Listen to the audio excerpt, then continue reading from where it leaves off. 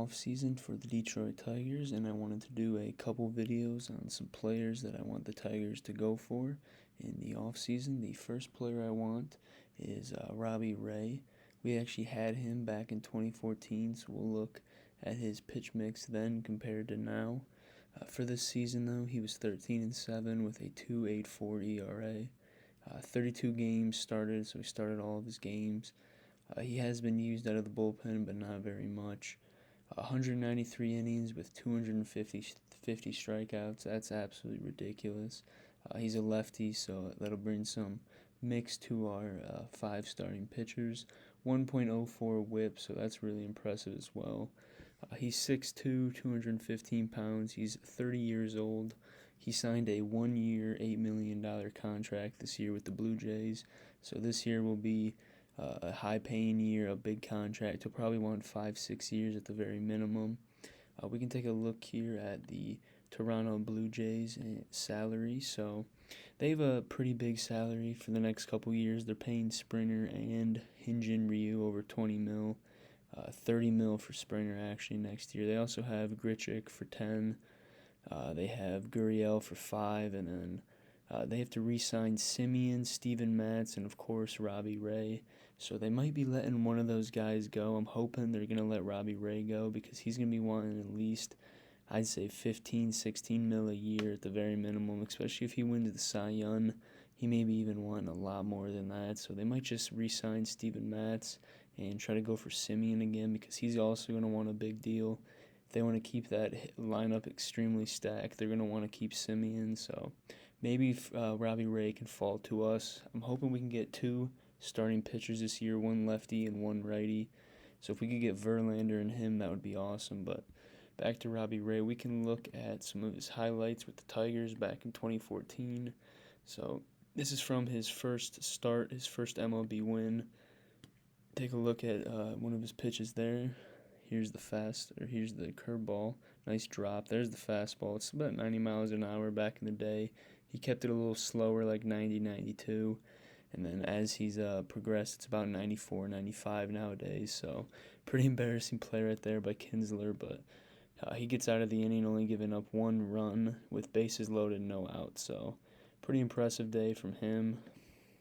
We can take a look at some Blue Jays highlights to see how different he is. So he's a lot different of pitching from the windup instead of the stretch. It's a lot different than he was back in the Tigers days. It's a lot more fluent, I feel, and his pitches move a lot more. That fastball, he can locate it a lot better. So we'll be seeing a completely different Robbie Ray than we saw 7 years ago. Obviously, I don't know if he'll win the Cy Young this year. It's going to be between him and Garrett Cole for sure. I would give it to Robbie Ray. He even dominated us a couple times this year, so I've seen how impressive he is. That's good for the highlights. I'll link these guys' channels in the description if you want to watch the full highlights. So here's his full-on stats. So like I said, we had him in 2014. Really bad year, and we traded him to Arizona. So it really sucks to see every time we trade a pitcher, they do extremely well somewhere else. He led the league in innings pitched this year and strikeouts, so he's definitely up there for the Cy Young, and he led the league in ERA. The dude just had an amazing season. I don't know when they'll be releasing the awards, but it should be pretty soon here. So we will see if we're going to have to be paying him a huge contract, or maybe we can get him for 3-4 years at the minimum. Something else we can take a look at here is our salaries. So basically, we are only paying Miguel Cabrera and Grossman. Like, no one else is guaranteed. We won't be seeing Urania back, hopefully. Boyd's injured, but he's in arbitration. Candelario still is arbitration. Falmer still is arbitration. Nico Goodrum's probably going to get non-tendered. We have to pay we don't have to pay Cisnero or Jimenez. They're both going to be in arbitration, so low contracts. We have money to spend this offseason, so I'm expecting to get 1 ace and then 1 decent starting pitcher. I don't think Verlander will want a big contract, so if those 2 players are Robbie Ray and Verlander, it's a complete win. Something else we can take a look at here is the Tigers payrolls for the last couple years. So we've been willing to spend over the last 10 years or so, from 2009 to 2019.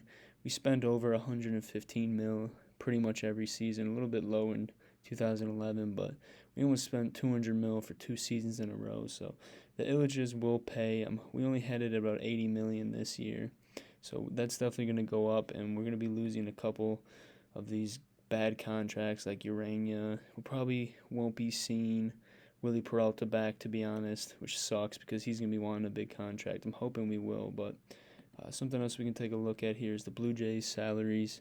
So they also are willing to spend. They spent $100K for about 6, 7 years now. So they're willing to spend as well. So they might be signing all three of those guys, Matz, Simeon, and Ray. But we can just hope they don't sign Robbie Ray. So yeah, that's the player I really hope we sign. First percentile rankings, though, some impressive things. That fastball velo, the fastball spin, the whiff percentage, the K percentage, all this is really impressive. There's a good amount of red in there.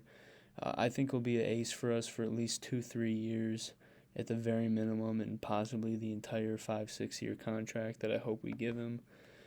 So that's for Robbie Ray. I will be making a Scope 2021 player overview for his season tomorrow, so I will see you guys then.